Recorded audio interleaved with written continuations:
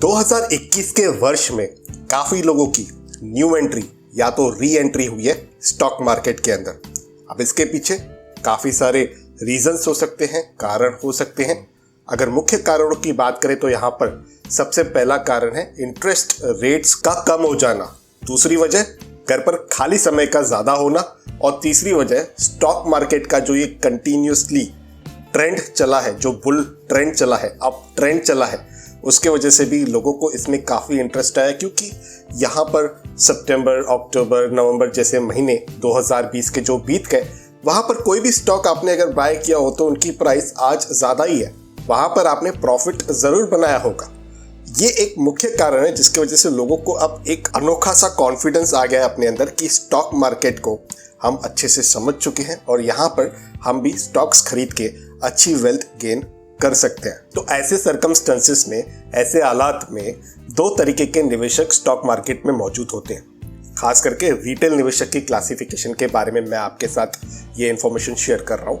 पहले वे होते हैं जो टीवी पर किसी स्टॉक को सुन लेते हैं या यूट्यूब पर किसी स्टॉक के बारे में बेसिक सी इंफॉर्मेशन जानकर उनमें पोजीशन क्रिएट कर लेते हैं। अब जब तक मार्केट पॉजिटिव ट्रेंड में है तब तक तो उनका जो अनरियलाइज्ड प्रॉफिट है वो उनके फेस पर स्माइल लाता रहता है और उनके कॉन्फिडेंस लेवल की जो परसेंटेज है वो इंक्रीज करता रहता है। लेकिन एक न एक दिन मार्केट को डाउन ट्रेंड में जाना है या कंसोलिडेशन फेज में जाना है। उस पर्टिकुलर टाइम पीरियड पर ये निवेशक अपनी जो इन्वेस्टमेंट है उसे जस्ट लिक्विडेट कर देते हैं या छोड़ देते हैं, चाहे वो लॉस में हो या प्रॉफिट में हो। तो ये सीजनल इन्वेस्टर्स होते हैं। दूसरे टाइप के इन्वेस्टर्स काफ़ी सीरियस इन्वेस्टर्स होते हैं। उनको equity as a asset class के अंदर अपने वेल्थ को डाइवर्सिफिकेशन करके एक अच्छा कॉर्पस क्रिएट करना होता है।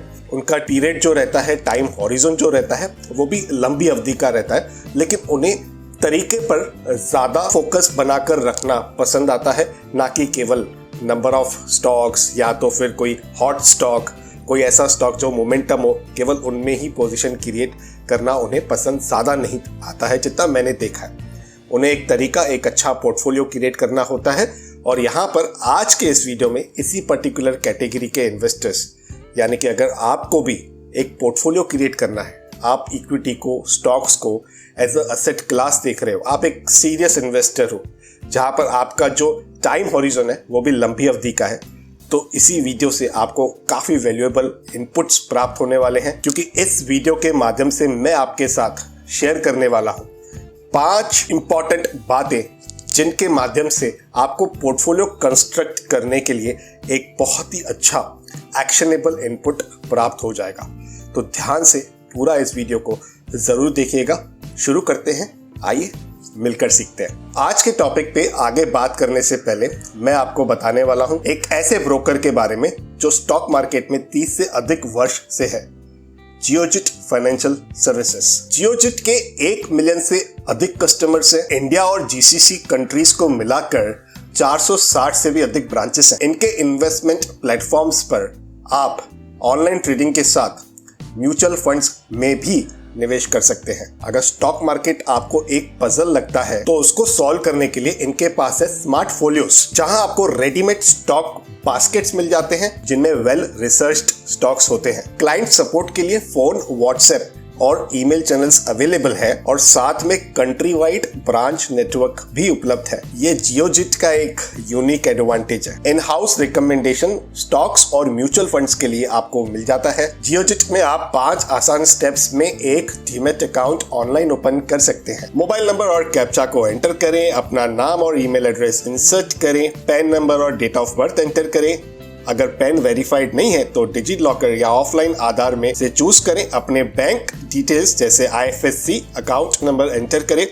डॉक्यूमेंट्स जैसे pan card, bank proof upload करें और साइन करके अपना डीमैट अकाउंट ओपन कर सकते हैं। डिस्क्रिप्शन में दी गई लिंक के माध्यम से अगर आप अकाउंट ओपन करते हैं तो आपको कोई भी अकाउंट ओपनिंग चार्जेस नहीं लगेंगी और इस अकाउंट पे 31 मार्च 2022 तक कोई भी EMC चार्जेस नहीं लगेगी। इतना ही नहीं, 15,000 का पोर्टफोलियो एनालिसिस टूल का एक्सेस भी आपको फ्री में मिल जाएगा। फ्री डीमैट अकाउंट ओपन करने के लिए डिस्क्रिप्शन में दिए गए लिंक पर क्लिक करें।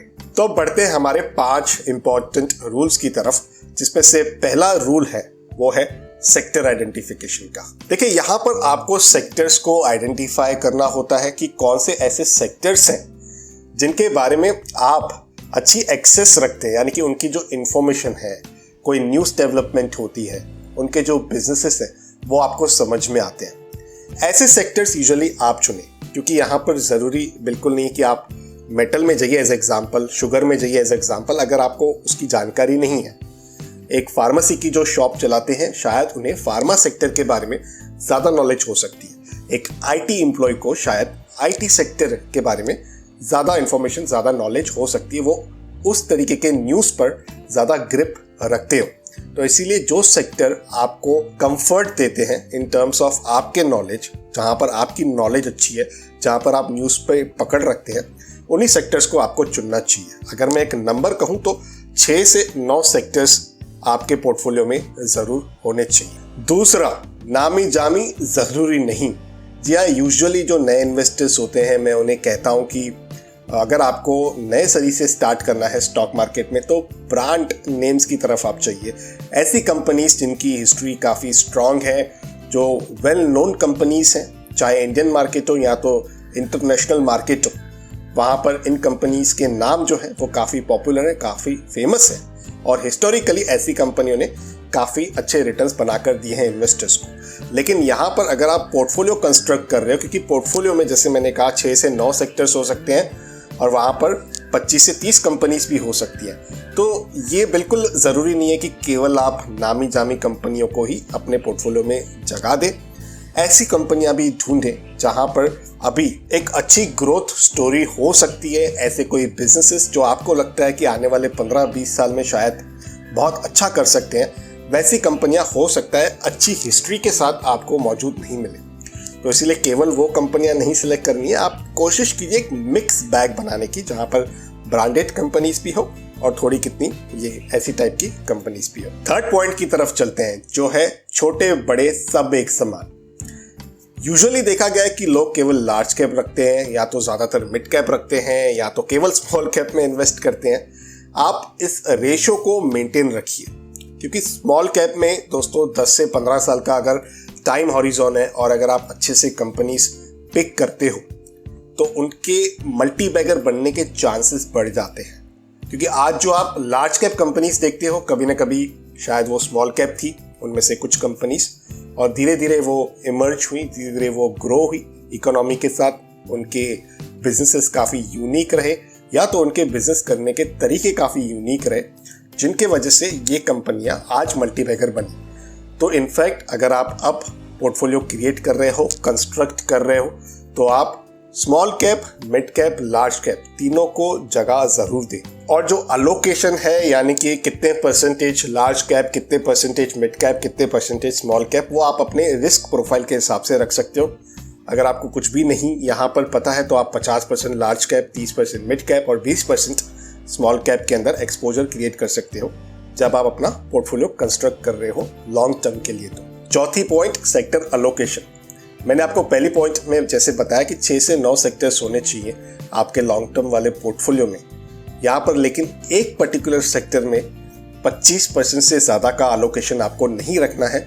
इस बात का आपको ध्यान रखना है। और कैसे मैं अलोकेशन रखता हूँ, मैं वो भी चीज़ आपको बताऊँगा वीडियो के कंक्लूजन वाले सेक्शन में। लेकिन यहाँ पर आपको ये ध्यान रखना है कि आपके पर्टिकुलर पोर्टफोलियो में, आपके अपने पोर्टफोलियो में 25% से ज़्यादा का एक्सपोजर किसी एक सेक्टर में नहीं होना चाहिए। पांचवी और आखिरी पॉइंट, स्टॉक अलोकेशन। हमें ये पता चल गया कि 6 से 9 सेक्टर्स रखने हैं। हमें ये पता चल गया कि लार्ज, मिड और स्मॉल कैप स्टॉक्स, तीनों कैटेगरी के स्टॉक्स हमें अपने पोर्टफोलियो में रखने चाहिए। हमें ये भी पता चल गया कि किसी भी सेक्टर में 25% से ज़्यादा का अलोकेशन नहीं होना चाहिए। लेकिन स्टॉक्स का क्या? देखिए, यहाँ पर मैं ये कहूँगा कि अगर आप एक बिगिनर हो तो आप इक्वल वेटेज दे दो स्टॉक्स को। अब एग्जाम्पल, एक सेक्टर है ऑटोमोबाइल का, तो वहाँ पर आपने मान लीजिए 5 स्टॉक्स चुने हैं, 5 कंपनियां अलग अलग चुनी है, तो 5% का एलोकेशन आप दे सकते हो हर कंपनी को। ठीक है, उस तरीके से एक सेक्टर में 25% हो जाएगा। यहाँ पर 1 लाख रुपया अगर आपको इन्वेस्ट करना है, तो यहाँ पर आपने दे दिए 5-5 हज़ार 5 कंपनियों को ऑटो सेक्टर के अंदर, तो आपका वहाँ पर 25,000 रुपया उस सेक्टर में अलोकेट हो गया, जहां पर 5 स्टॉक्स हैं आपके पास। लेकिन ये भी चीज़ जो है वो आपके रिस्क प्रोफाइल पे डिपेंड करती है, आपको सेक्टर पर कितना भरोसा है उस पर भी डिपेंड करती है। अब यहाँ पर डिमॉन्स्ट्रेशन के लिए मैं आपके साथ एक पोर्टफोलियो का, यानी कि एक जो सेक्टर अलोकेशन लेवल पर पोर्टफोलियो है उसकी डिटेल्स शेयर कर रहा हूँ। तो यहाँ पर आप देख पा रहे हो, ऑटो है, पब्लिक बैंक्स है, आईटी सॉफ्टवेयर है, एफएमसीजी है, प्राइवेट बैंक्स है, फार्मा है, ऑटो एंकिलरीज भी है। लेकिन यहाँ पर आप अगर अलोकेशन देखोगे तो कहीं पर भी आपको इनफैक्ट 20% से ज्यादा का भी अलोकेशन नहीं दिखेगा। जैसे ऑटोस में 18% है, और यहाँ पर कंपनीज की बात करो तो आप वो कंपनीज देख सकते हो जैसे कि महिंद्रा एंड महिंद्रा है, टाटा मोटर्स है, अतुल ऑटो है, मारुति है, और इनके परसेंटेजेस भी है कि कितनी अलोकेशन मैंने इनमें रखी हुई है। इसी तरह बाकी भी जो सारे सेक्टर्स हैं, पब्लिक बैंक्स, आईटी सॉफ्टवेयर, इन सब सेक्टर्स के अंदर भी अलग अलग स्टॉक्स हैं। कुल मिलाकर 28 स्टॉक्स इस पोर्टफोलियो के अंदर मौजूद हैं, जहां पर मैंने एक आइडल सिचुएशन को कंसीडर किया है। जो सिचुएशन मुझे पसंद है इस समय पर, उस हिसाब से मैंने इस पोर्टफोलियो को कंस्ट्रक्ट किया हुआ है। हर किसी सेक्टर के जो स्टॉक्स है उसका स्क्रीनशॉट मैं कम्युनिटी पोस्ट में डाल दूंगा। उसका एक्सेस केवल मेंबर्स के पास रहेगा। तो अगर आपने मेंबरशिप ले रखी है, नीचे ज्वाइन बटन को दबाया हुआ है, तो आप कम्युनिटी पोस्ट में जाकर इन स्टॉक्स की पूरी डिटेल्स देख सकते हो कि कौन से सेक्टर में कौन से स्टॉक्स है और उनकी कितनी अलोकेशन है। तो ये एक आइडल पोर्टफोलियो मैंने क्रिएट किया हुआ है इस समय के हिसाब से, यानी कि जो अब मुझे सिचुएशन लग रही है और मेरे लिमिटेड नॉलेज के हिसाब से। क्योंकि ये लॉन्ग टर्म वाला पोर्टफोलियो है तो इसमें रीबैलेंसिंग भी मैं करता रहता हूँ, लेकिन उस समय मैं जो अलोकेशन है उस पर खासा ध्यान देता हूँ। किसी भी सेक्टर में 25% से ज़्यादा को ब्रीच नहीं होने देता हूँ, ताकि मेरी जो रिस्क है पर्टिकुलर एक सेक्टर की तरफ वो ज़्यादा एक्सपोज ना हो जाए। तो मैं आशा करता हूँ आपको मेरा ये जो वीडियो है पोर्टफोलियो कंस्ट्रक्शन वाला पसंद आया होगा। अगर आपको पसंद आया तो वीडियो को लाइक कर मुझे सिग्नल ज़रूर दीजिए।